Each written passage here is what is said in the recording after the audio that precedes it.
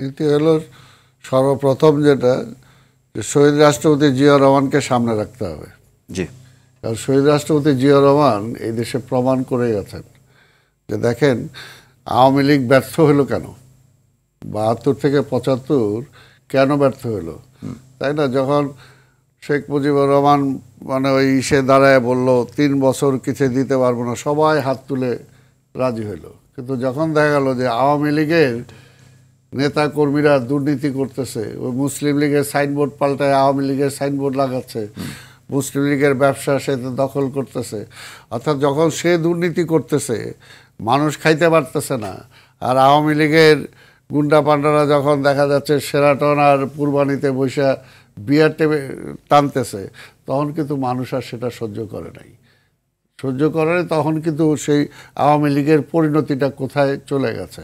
পাশাপাশি দেখা যাচ্ছে যে সেই সময় যে দুর্নীতি সব কিছু রন্ধ্রে রন্ধ্রে চলে গেছিলো। শেখ মুজিব নিজে বলতে বাধ্য হয়েছে, আমি কি করব, সবাই পায় সোনার খনি, আমি পাইছি চোরের খনি, সারা পৃথিবীতে ভিক্ষা টিক্ষা করে যাই আনি না কেন আমার চারপাশে চোরার দল চাটার দল সব খাইয়ে ফেলে।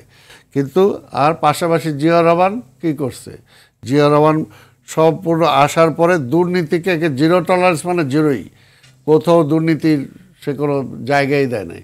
সে বলছে মানি ইজ নো প্রবলেম, অর্থাৎ দুর্নীতিটা যদি আমি বন্ধ করতে পারি তাহলে সেই টাকাটা দিয়ে আমার সমস্ত কিছু ডেভেলপমেন্ট সম্ভব। এবং তিনি কর্মক্ষম মানুষের জন্য তার কর্মের ব্যবস্থা করেছেন।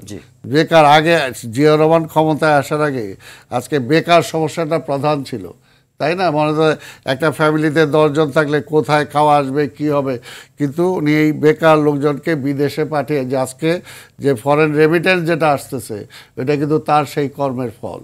আজকে গার্মেন্ট যেটা বলি সেটা, অর্থাৎ মানুষের কর্মের ব্যবস্থা করতে হবে, দুর্নীতিটাকে একেবারে 100% বন্ধ করতে হবে, সেটা ক্ষমতায় থাকুক ক্ষমতার বাইরে থাকুক, এবং ওই জায়গায় কোনো টলারেট করা যাবে না, কোনো আত্মীয় দেখা যাবে না, ভাই বন্ধু দেখা যাবে না, তাই না?